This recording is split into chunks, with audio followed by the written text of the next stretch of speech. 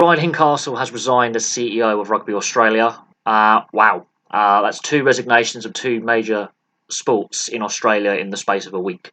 We've just seen Todd Greenberg resign as CEO of the NRL. And now Raelene Castle has decided she's lost the backing of the board, and she has been basically told, resign or we sack you, is pretty much what the board have basically told her.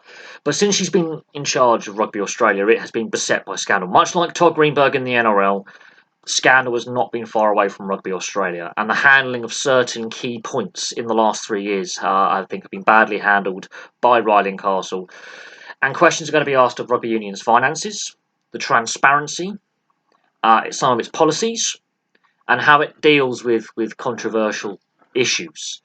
Now, Western Force being axed from Super Rugby didn't go down well in Western Australia or with Rugby Union fans in Australia.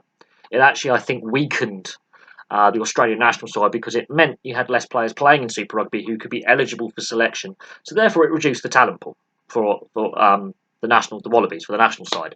That's a problem.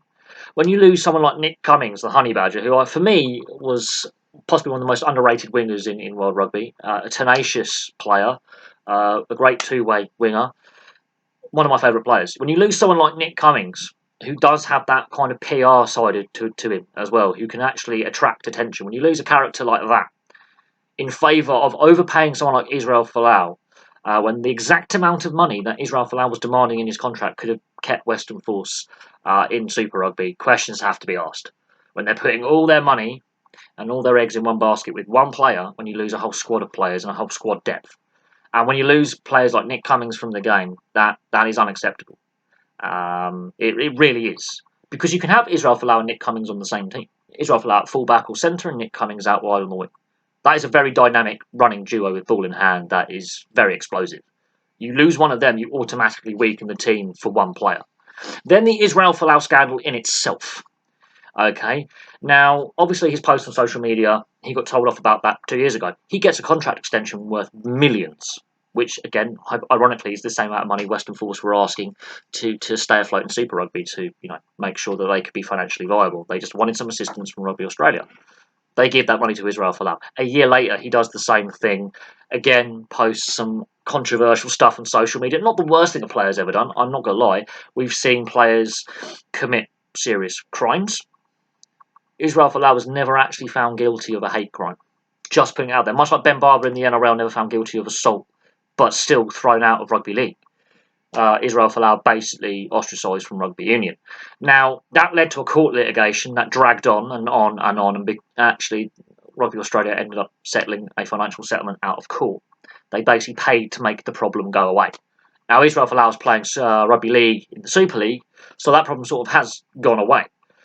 But then the disastrous World Cup comes along, and Australia really flattered to deceive, poor discipline on the pitch, not good enough defensively, not good enough in attack. It seems like Michael Chaker basically cobbled a team together and they had no fluency, they had no confidence, and they rightly failed to do very well. And then Michael Chaker is out of a job. And the way Rugby Australia handled Michael Chaker's departure, again, a lot of questions asked. But then you have to come back to strength of leadership. Now, regardless of all the negativity, you can still have a strong leader going, this is not acceptable, we will not tolerate any discrimination, we won't tolerate, this, that and the other. We do performance reviews, etc. Well, if they were looking at performance reviews, Western Force were much better than the Melbourne Rebels in their history, yet the Melbourne Rebels are still going, and Western Force are out of Super Rugby.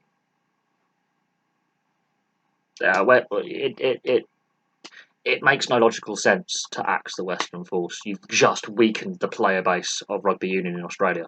And then you have the exodus of Australian-born players to Europe who then end up qualifying for European nations like Italy or one of the home nations or France and going on to have pretty decent international careers and getting some pretty decent international experience that has been lost to the Wallabies. So, yeah, she's resigned. Rugby Australia are yet to comment, but that is something that should have happened as soon as the World Cup ended. Her job should have been done. So the fact, much like Todd Greenberg, wrong person for the job, weak leadership, beset by scandal. It's plain and simple.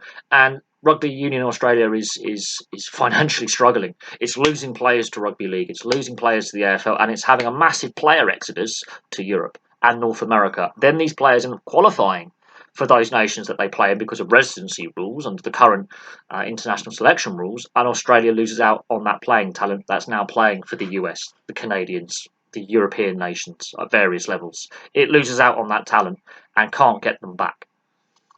So something has to change in the structures of Rugby Australia. Something has to change in the youth setup and in Super Rugby, because the domestic competition is not good quality in comparison to New Zealand and South Africa. It's not good quality.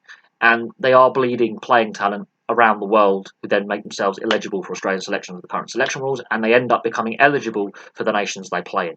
So something's got to happen, and whoever comes in to replace her has got a very tough job to turn this sport around in Australia. But thank you very much for watching. Please place your thoughts below, and I will have some more videos for you very, very soon.